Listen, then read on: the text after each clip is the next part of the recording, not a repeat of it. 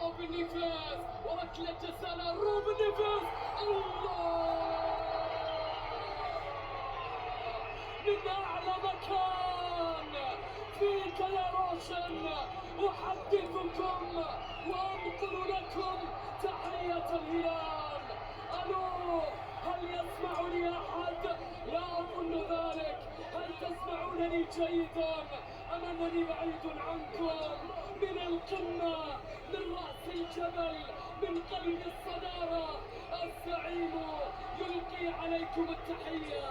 لاحظ الآن الهلال يتقدم ويستمر في التربع على صدارته وعلى قمته وفي مكانه المفضل، في المكان الذي يحبه الزعيم. يا سلام، الهلال الآن 2 وسعادة